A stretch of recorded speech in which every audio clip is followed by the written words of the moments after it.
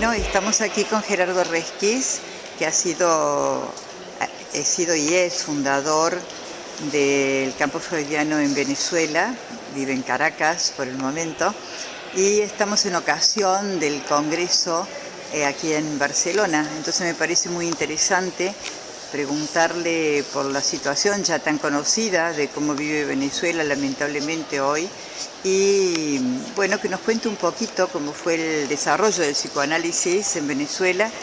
Y la segunda pregunta que quiero hacerte es cómo hace un psicoanalista para trabajar hoy en Venezuela.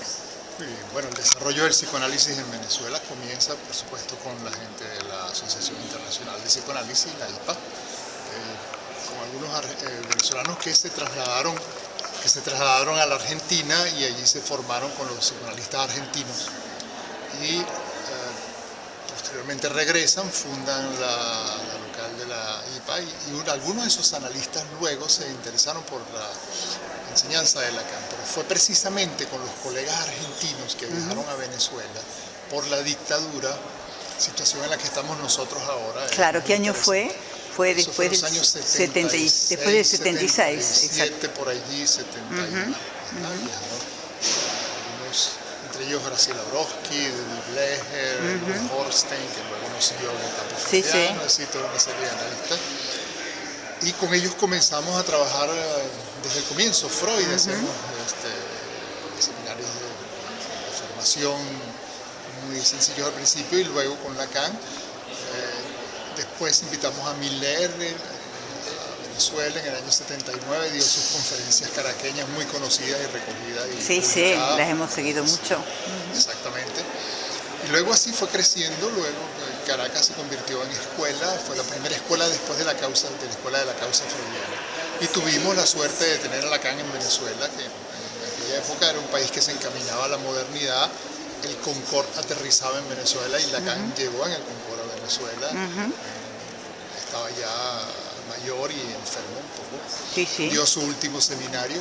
Bueno, y eso fue extraordinario para todos nosotros. Tenemos un lugar histórico, por supuesto, en la formación no solo del campo freudiano, sino luego en la creación de la AMP, en fin. Y eso se fue difundiendo gracias sobre todo a la actividad de Judith Miller, su deseo puesto en el psicoanálisis y al Jacqueline Miller, etc. La creación del campo freudiano internacional. ¿Y hoy qué sucede con el psicoanálisis hoy? Bueno,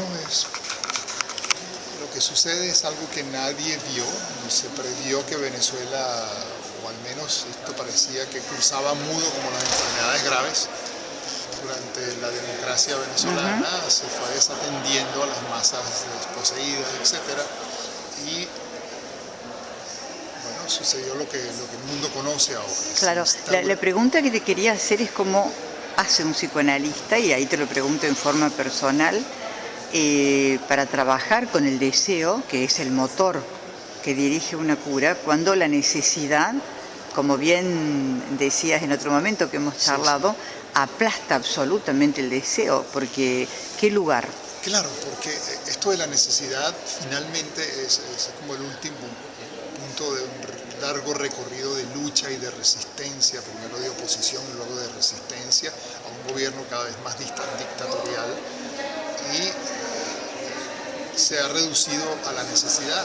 Es decir, el pueblo venezolano acható su deseo, porque la pregunta que nadie puede responder y que todos nos hacemos es ¿por qué no ha estallado el país en violencia o en una resistencia fuerte contra un régimen dictatorial, que lo es, por todos los hechos, como una especie como de velo democrático que le da alguna legitimidad, pero que en el fondo estamos gobernados por militares? Y a mi manera de ver, y otros colegas en Venezuela lo han pensado de esa manera, estamos siendo reducidos a la pura necesidad. Es decir, la gente lo que les interesa en este momento es la comida y las medicinas que no se consiguen.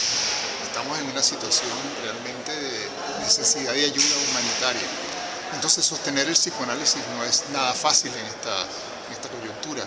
Sin embargo, bueno, pone a prueba nuestra capacidad de invención. Es lo que hacemos.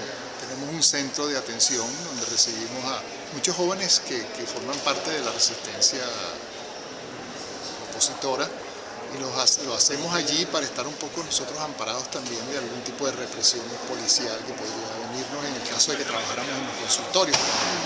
Eso por un lado.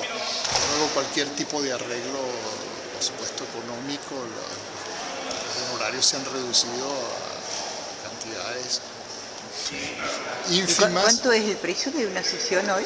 Una sesión bien pagada en Venezuela, consulta privada, son $5. Eso no lo paga todo el mundo. Los jóvenes en formación pagan $1 o $2. Eso quería que dijeras, claro. Sí, sí. Pero es la única manera de sostener el trabajo. También se hacen durante todo el tiempo de la represión fuerte el año pasado, entre abril y junio más o menos, teníamos que hacerlo por internet porque simplemente no se podía salir de la casa. Uno no sabía cuándo iba a encontrar la ciudad trancada, el tránsito detenido o las fuerzas policiales en la calle. Y otra cosa que te quería preguntar, y ya que nuestra revista es justamente cine, el arte, ¿cómo está hoy el arte? ¿La gente puede ir al cine? ¿Se puede hacer cine en este momento? ¿Todo eso también quedó aplastado? Sí, hay cine. El cine se ha empobrecido, hay a veces festivales de cine que presentan las embajadas, Francia, España, Israel, tenemos ese tipo de escapes a veces. O el cine americano, pues que inunda el mundo entero. ¿Y la gente acude o por miedo no? Pero los horarios se han puesto más temprano, porque ya a las 9 de la noche, 8, 9 de la noche, nadie quiere estar en las calles de Caracas porque es sumamente peligroso. ¿Y hay posibilidades de debate? Sí hay. ¿La gente discute o tiene miedo? No se puede debatir en público. La gente habla y es muy curioso porque en otras épocas yo recuerdo que si uno hablaba mal del gobierno podía ir preso. En este momento no. Uno puede decir, se ha devaluado de tal manera el significante que se pueden decir muchas cosas, incluso por radio, excepto que uno tenga poder político. Si alguien tiene cierto poder, entonces sí puede ir preso por lo que dice, pero el ciudadano común no. Pero cada vez eso está siendo más reprimido. Al ser más reprimido, eso significa una amenaza a la práctica analítica, porque la práctica analítica tiene como condición necesaria el Estado de Derecho, es decir, la libertad de palabra, y nuestra palabra está amordazada en Venezuela, cada vez más amordazada. Entonces, como decía Jacqueline Miller, si uno no puede cuestionar los significantes del lugar donde vive. ¿Y los psicoanalistas son perseguidos? Sí, son perseguidos, claro, son perseguidos. Son perseguidos y a veces son perseguidos porque atienden a personas que son perseguidas. Claro, ¿y tú has tenido problemas? Sí, no he tenido personalmente problemas, pero me he tenido que cuidar. A veces tengo que mirar por la ventana antes de salir porque tengo algún paciente. Pueden en algún momento tocarme la puerta del consultorio que hago yo viendo a esa persona. Hasta ahora no me ha pasado, pero sé de colegas a quienes sí les ha sucedido. Pero seguimos sosteniendo el psicoanálisis. Claro, la escuela se ha empobrecido en términos de sus miembros, que muchos de los miembros de la escuela, 7 u 8 de los 21 o 22 que somos, se han ido del país. Claro, porque mi pregunta era siempre una pregunta, bueno, más simple, ¿cómo hacen para vivir? ¿No? Pero mucho más me pregunto ahora cómo hace un psicoanalista cuando está en un régimen que es totalmente adverso y lo contrario a la posibilidad de que el espíritu se engrandezca. El psicoanálisis justamente hace pensar, ¿no? Se ha convertido en todo caso en un absoluto peligro en Venezuela. Es absoluto peligro por todos lados. La delincuencia sobre todo, porque la delincuencia se sostiene sobre la caída de los semblantes, claro, que sostienen la organización social.